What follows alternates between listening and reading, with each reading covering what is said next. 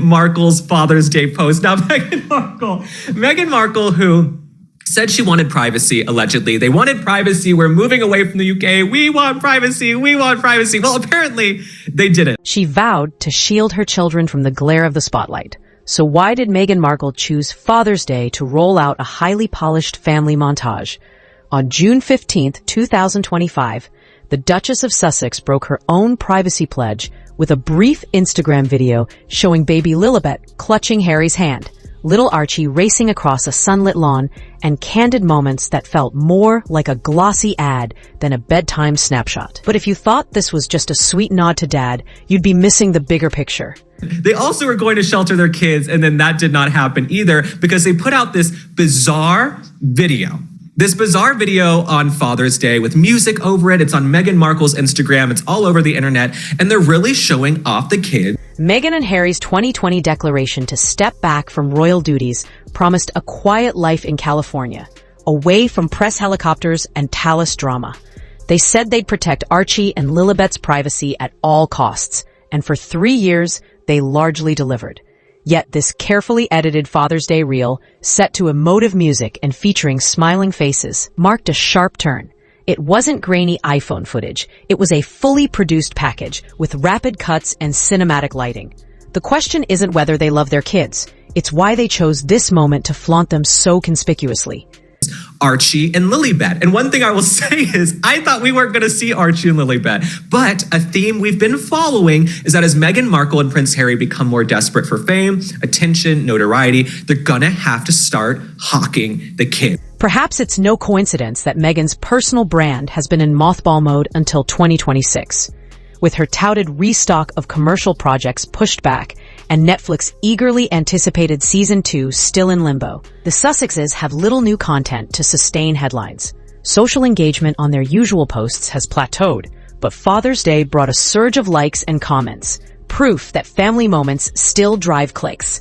By showcasing Archie and Lilibet, they tapped into universal appeal. Everyone loves kids.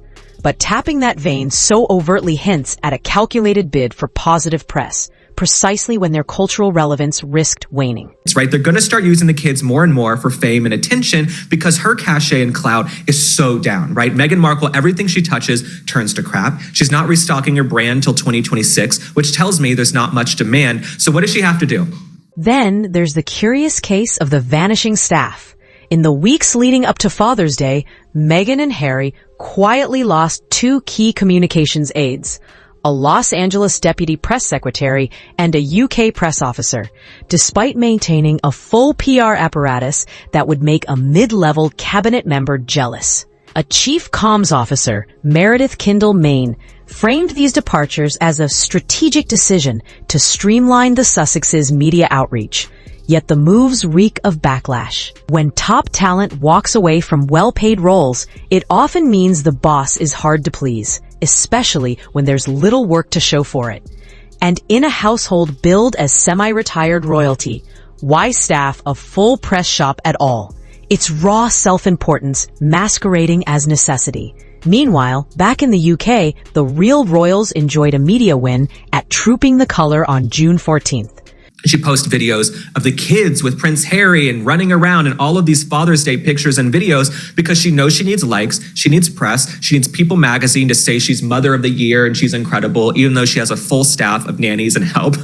Prince William and Princess Catherine led cheers, inspected regiments in full uniform, and appeared on the Buckingham Palace balcony in a display of unity and tradition. Their 3 young children, George, Charlotte, and Louis, also made an appearance. Rare public glimpses that still felt organic and reverent of ceremony.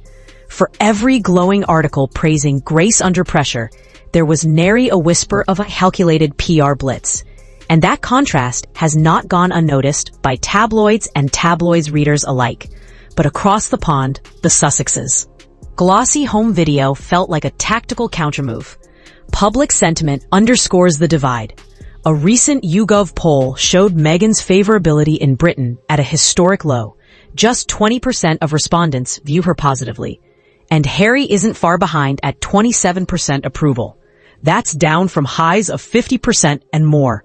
when they first announced their departure from royal life. I think all the parents out there wish they had a full-time staff in their mansion in Montecito. It's easy to be father of the year and mother of the year when you have so much help and assistance. And let's talk about the fact that she travels without the kids. Critics point to the Oprah interview, the spare memoir exposés, and the Netflix docuseries as betrayals of family trust. When you repeatedly air palace grievances in prime time, you trade authenticity for spectacle, and your polling numbers suffer. Now, with Sussex HQ throttled up to post curated family content, it feels less like rebuilding their reputations and more like damage control. So what does this family montage really signal? Is it the start of an all-out Sussex media blitz, a precursor to a reality-style docu-series about parenting ex-royals? Or is it desperation? A last-ditch pull for sympathy likes before their window of influence slams shut?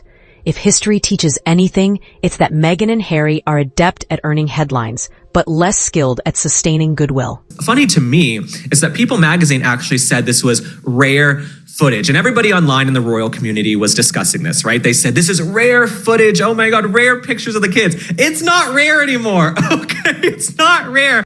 Every new reveal about palace rifts or domestic bliss demands a fresh narrative spin, and viewers grow weary of the treadmill. Yet, if the Sussexes have learned anything for royal playbooks, it's timing.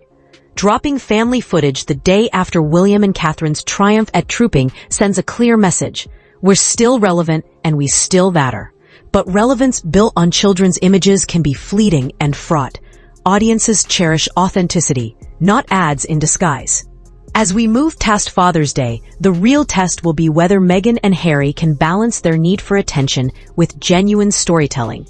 Because if their next post feels even more scripted, they risk turning devoted supporters into skeptics. In the end, the sweetest family moments are those that surprise us unawares.